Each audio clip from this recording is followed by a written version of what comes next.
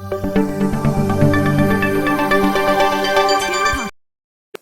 बच्चों, कैसे हो आप सभी लोग। आई होप सब लोग बहुत अच्छे होंगे और केमिस्ट्री का भी एंजॉय कर रहे होंगे, है ना। तो इस वीडियो में हम लोग बहुत ही छोटा सा टॉपिक कवर करेंगे जिसमें आई होप आपको बहुत सारी चीजें पहले से ही पता होंगी। कुछ चीजें होंगी जो आप नया सीखोगे आज, राइट। तो सबसे पहली बात, एटॉमिक नंबर और मास नंबर। तो एटॉमिक नंबर का क्या मतलब होता है, आप लोगों ने क्लास 9th में 8th में सब पहले से ही पढ़ा हुआ है। एटॉमिक नंबर का मतलब हो गया number of protons, number of protons present in the nucleus, उसी को आप क्या बोलते हैं, एटॉमिक नंबर, है ना। एकदम सिंपल बात। और कैसे रिप्रेजेंट करेंगे, with the help of Z, ठीक है। तो जो नंबर ऑफ प्रोटॉन्स प्रेजेंट है न्यूक्लियस में, बेसिकली वही रिप्रेजेंट करते हैं एटॉमिक नंबर। और जैसा कि आप जानते ही हैं कि कोई भी एटम जो होता है दैट इज न्यूट्रल। इसका क्या मतलब हो गया, जितने प्रोटॉन्स उतने इलेक्ट्रॉन्स, है ना। तो एक एग्जांपल से भी देखते चलते हैं। सोडियम, सबका प्यारा सोडियम, एटॉमिक नंबर 11, है ना। इसका क्या मतलब हो गया, 11 प्रोटॉन। और ऑब्वियसली जैसे हम कह रहे हैं तो यहाँ पर 11 न्यूट्रॉन भी होंगे, 11 proton and 11 neutron, sorry 11 electron, neutron नहीं इलेक्ट्रॉन, राइट। तो इसीलिए जो पूरा का पूरा जो सोडियम है वो न्यूट्रल है। फिर सवाल ये आया कि भाई हमने यहाँ प्रोटॉन्स को प्रेफरेंस क्यों दी, हम इलेक्ट्रॉन भी तो ले सकते थे। लेकिन आप तो जानते हैं इलेक्ट्रॉन बेचारा कितना चंचल है, कभी निकल कर भाग गया, कभी किसी से छीन लिया गया, तो वो उस पर कुछ विश्वास नहीं किया जा सकता। आप दूसरा एग्जाम्पल देख लो, अगर यही कन्वर्ट हो जाएगा Na+ में, जो आप जानते ही हो, तो अभी भी तो एटॉमिक नंबर 11 ही रहेगा, लेकिन नंबर ऑफ इलेक्ट्रॉन्स तो चेंज हो गया। कहने का मतलब इलेक्ट्रॉन इतना विश्वास पात्र नहीं है, वो कहीं भी आ जा सकता है, तो हम उस पर बहुत ज्यादा रिलाई नहीं कर सकते, है ना। तो इसीलिए हम रिलाई किस पर करते हैं, प्रोटॉन पर, क्योंकि ये एटम को छोड़कर कभी नहीं जाएगा। That means number of protons ही जो होते हैं उसको बोला जाता है एटॉमिक नंबर। ठीक है, पॉइंट क्लियर हो गया। ओके, जैसा कि आप जानते ही हैं कि न्यूक्लियस में कौन कौन रहता है, न्यूक्लियस में कौन कौन रहेगा, न्यूक्लियस में भाई प्रोटॉन रहेंगे प्लस न्यूट्रॉन रहेंगे, यही तो होते हैं। तो इन्हीं को कह दिया जाता है न्यूक्लियॉन्स। क्या कह दिया जाता है, न्यूक्लियॉन्स, राइट। इन्हीं को कह दिया जाता है न्यूक्लियॉन्स। और बेसिकली न्यूक्लियॉन्स ही होता है मास नंबर, न्यूक्लियॉन्स ही होता है क्या, इसी को हम लोग क्या बोल देते हैं, यही बेसिकली होता है मास नंबर। ठीक है, समझते हैं, अभी समझते हैं, इसको समझते हैं।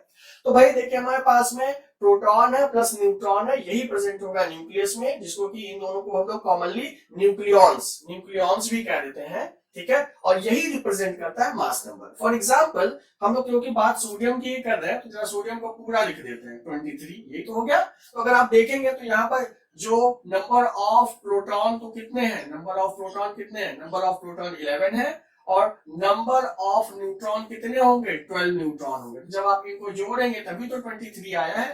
दैट मींस अगर आपको न्यूट्रॉन नहीं पता है और मास नंबर पता है, तब आप आसानी से कैलकुलेट कर सकते हैं नंबर ऑफ न्यूट्रॉन्स। भाई नंबर ऑफ न्यूट्रॉन ही बहुत सब आपने पहले से पढ़ा हुआ है, number of neutron, number of neutrons is equal to mass number. Mass number का क्या मतलब हो गया, Z माइनस A, यही तो है। ये सब कुछ आपने पहले से पढ़ा हो, बहुत आसान है ना। और आप देखिए अगर हम रिप्रेजेंट करते हैं तो ये रिप्रेजेंटेशन भी सही है। जैसे मान लीजिए कोई एलिमेंट है X, तो क्या हो जाएगा, ये हो जाएगा इसका मास नंबर और ये हो जाएगा इसका एटॉमिक नंबर, है ना। ये रिप्रेजेंटेशन भी है। कहीं कहीं पर आपको ऐसे भी देखने को मिलेगा, कहीं कहीं पर आपको ऐसे भी देखने को मिलेगा, ठीक है। अब याद करने का बहुत ही सिंपल तरीका है, ऑल्दो आपको याद है ही है, लेकिन कभी कभी कंफ्यूजन हो जाता है कि मास नंबर किधर लिखना है और एटॉमिक नंबर किधर लिखना है, या कैसे रिप्रेजेंट करते हैं। तो आपको ये फॉर्मूला तो याद ही होगा, 1122, तो A to Z, अमेजॉन का सिंबल अगर आप देखेंगे तो A to Z पर एरो लगा होता है ना, तो ऊपर A नीचे Z, ठीक है। तो ये हो जाएगा आपका मास नंबर और ये हो जाएगा एटॉमिक नंबर, ठीक। अब एक बहुत छोटी सी बात है जो डिस्कस करनी है, मास नंबर और एटॉमिक नंबर के अलावा एक और टर्म जो हम लोग यूज करते हैं उसको बोलते हैं एटॉमिक मास, एटॉमिक मास। तो क्या ये कहना सही होगा कि atomic mass is equal to mass number, क्या ये कहना सही होगा, भाई दिखता तो ऐसा ही है लेकिन सही मायनों में ये सही नहीं है। फॉर एग्जाम्पल आप मास नंबर का मतलब हो क्या, नंबर ऑफ न्यूक्लियॉन्स, न्यूट्रॉन्स और प्रोटॉन्स को आप जोड़ रहे हैं, है ना, उनका नंबर ऐड करना है। लेकिन न्यूट्रॉन का मास तो थोड़ा सा ज्यादा है ना प्रोटॉन से, याद आया, 1837 टाइम्स हेवियर, याद आएगा कि नहीं याद आ गया?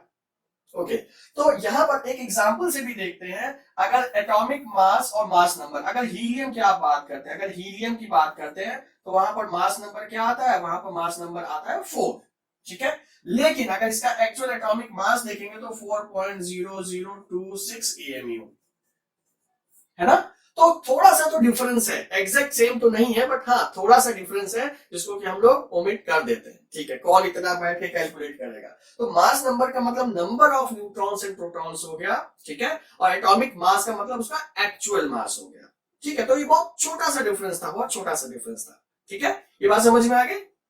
चलिए तो अब हम लोग इसके बाद जो टर्म्स जो आप लोगों को पहले से ही पता है उन्हीं के बारे में एक बार डिस्कशन करते हैं। आइसोटोप्स, आइसोबार्स, आइसोटोन्स और कुछ नए टर्म जो शायद अभी आप लोगों ने नहीं पढ़े होंगे उनको भी हम लोग डिस्कस करेंगे। कुछ नए टर्म्स, हो सकता है बहुत सारे बच्चों ने पढ़े भी हो, लेकिन कुछ नए टर्म्स हैं जिनको कि हम लोग डिस्कस करेंगे। तो सबसे पहले बात करते हैं आइसोटोप्स के बारे में। आइसो का मतलब क्या होता है? आइसो का मतलब होता है सेम, है ना। तो आइसोटोप्स वो स्पीशी हो गया जिसका atomic number same but mass number different, atomic number same but mass number different. जैसे ये हर बार एग्जांपल देते हैं, 1H1, 1H2, 1H3, protium, deuterium, tritium. Protium, deuterium, tritium, ये बहुत ही खास चीज है ना। हैवी वाटर इसको कहा जाता है, हार्ड नहीं, हैवी।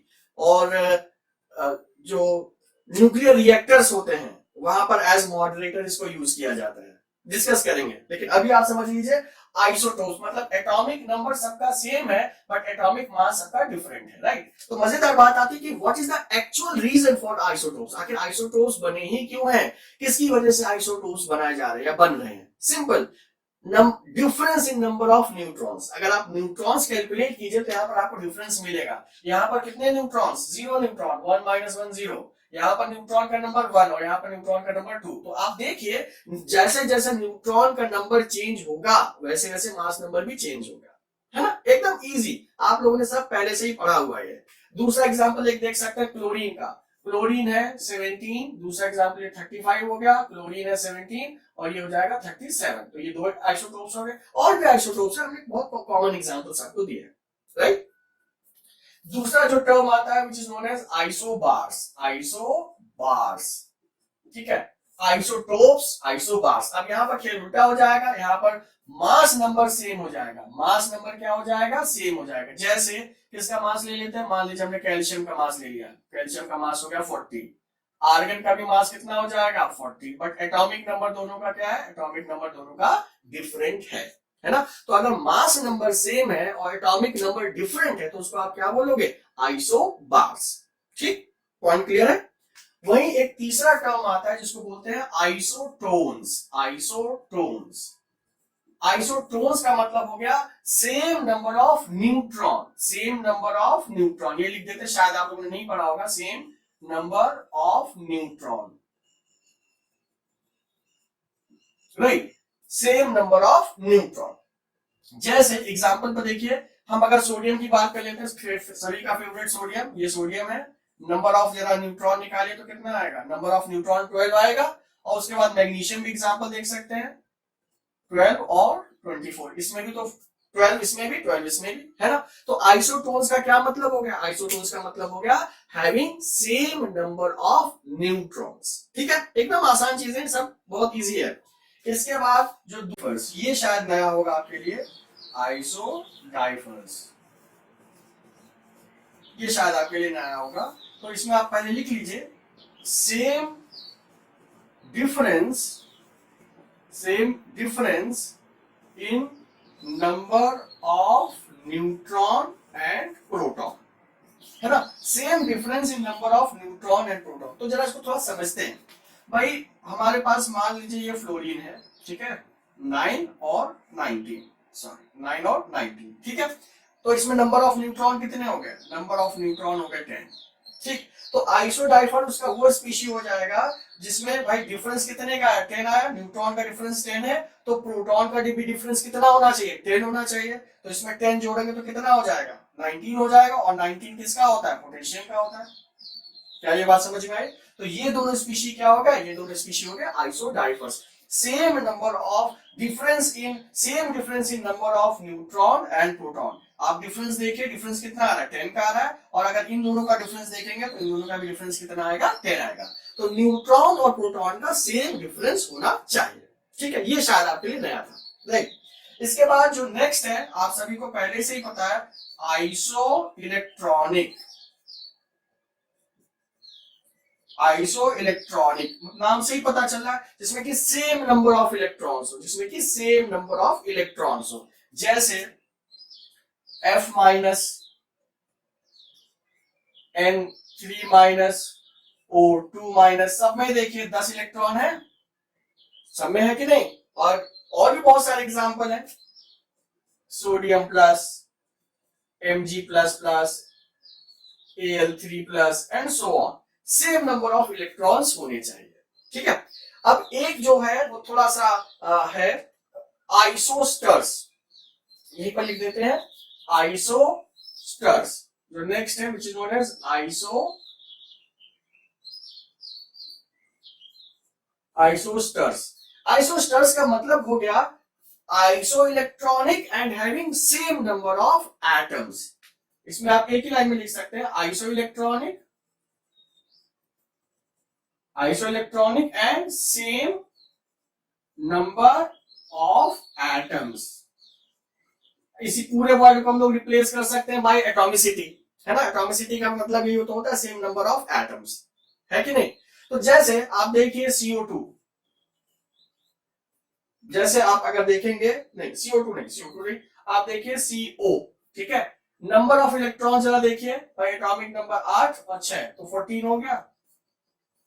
14 हो गया कि नहीं हो गया, नंबर ऑफ इलेक्ट्रॉन्स 14 हो गया। और अगर आप N2 देखेंगे, नाइट्रोजन, तो यहाँ पर भी नंबर ऑफ इलेक्ट्रॉन्स कितने हैं, 14 है। लेकिन नंबर ऑफ एटम्स काउंट कीजिए, यहाँ भी 2 है, यहाँ भी 2 है, तो ये क्या हो जाएंगे, आइसोस्टर्स, ठीक है। आसान चीजें थी, बहुत सारी चीजें आपको पता थी। आइसोटोप्स पहले से पता है आपको, आइसोबार्स पहले से पता है, आइसोटोन्स भी शायद पता होगा, नहीं पता है तो सेम नंबर ऑफ न्यूट्रॉन्स।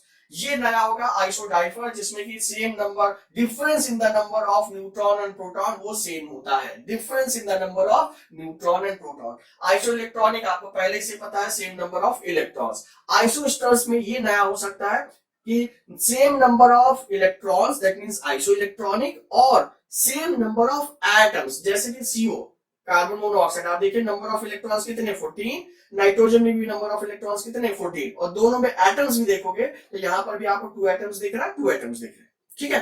तो आसान से टर्म्स थे, बहुत आपको पहले से ही पता है, ठीक है। यहाँ पर एक छोटा सा पॉइंट हमें डिस्कस करना है, जो कि है फ्रैक्शनल एटॉमिक मास से रिलेटेड। फ्रैक्शनल एटॉमिक मास आपको बहुत बार ये क्वेश्चन भी मिले होंगे, क्योंकि आइसोटोप्स की हम लोगों ने बात की है ना। तो जो आइसोटोप्स होते हैं वो आपको पता ही है कि नेचर में एग्जिस्ट करते हैं, नेचर में एग्जिस्ट करते हैं।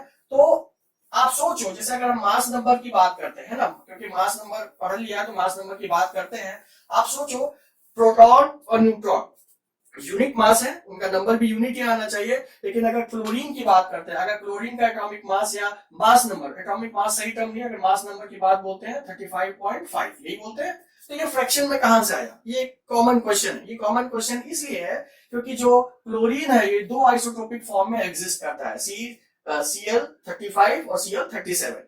जो Cl35 है ये नेचर में है, ये लगभग 75% प्रेजेंट है, ठीक है। और जो Cl37 है ये नेचर में अराउंड 25% प्रेजेंट है। तो इनका जो एवरेज निकाला गया, एवरेज एटॉमिक मास कैसे निकालते हैं, बहुत ही सिंपल है, 75 into atomic mass plus 25 into 37, मतलब जितना प्रेजेंस है और कितना मास है, कितना प्रेजेंस है कितना मास है। क्योंकि ये परसेंट में है तो परसेंट कर दीजिए, तो जब आप इसको सॉल्व करेंगे आएगा 35.5। तो ये इसका एवरेज एटॉमिक मास हो जाता है, जो कि हम लोग यहाँ पर रिप्रेजेंट करते हैं, इसीलिए यहाँ पर 35.5 लिखा हुआ है। इससे कई सारे सवाल भी आ सकते हैं, जैसे मान लीजिए अभी तो आपको मास और परसेंटेज दोनों दे दिया गया, तो ये आपसे एवरेज पूछ सकते हैं। इसी में आप चेंज कर दीजिए कि भाई आपको ये गिवन है, परसेंटेज पूछा गया, तो आप कैसे करोगे, सिंपल, एक को x मान लो, अगर ये पहले से आपको गिवन है इसी को कर देते हैं, अगर ये पहले से गिवन है इसको x मान लो, तो ये कितना हो जाएगा, 100 - x हो जाएगा कि नहीं। तो आप कैसे सॉल्व करोगे? 35x plus 37 100 minus x by 100, अगर परसेंटेज में निकालना है इज इक्वल टू 35.5, क्योंकि ये गिवन है तो यहां से आप x कैलकुलेट कर सकते हो। तो इसी क्वेश्चन को कई फॉर्म्स में मोल्ड किया जा सकता है, लेकिन ये सब आप लोगों ने 10th में 9th में भी पढ़ा होगा, है ना। तो बहुत इजी सा टॉपिक था, है ना, समझ में आ गया होगा, आई होप समझ में आ गया होगा। आसान है, क्वेश्चंस लगाइए, लगते अच्छी बात है, नहीं लगते तो एक बार पूछ डालिए। समझ गया क्या करना है आगे? यस, आपको पहले से पता है, लाइक, सब्सक्राइब, बेल आइकन, और फ्रेंड्स में भी शेयर कर सकते हैं, अगर आपको अच्छा लगा उनका भी भला कर दीजिए, ठीक है। चलिए मिलते हैं नेक्स्ट वीडियोस में सब्सिक्वेंट टॉपिक्स के लिए। Till then stay fit, stay healthy and enjoy chemistry.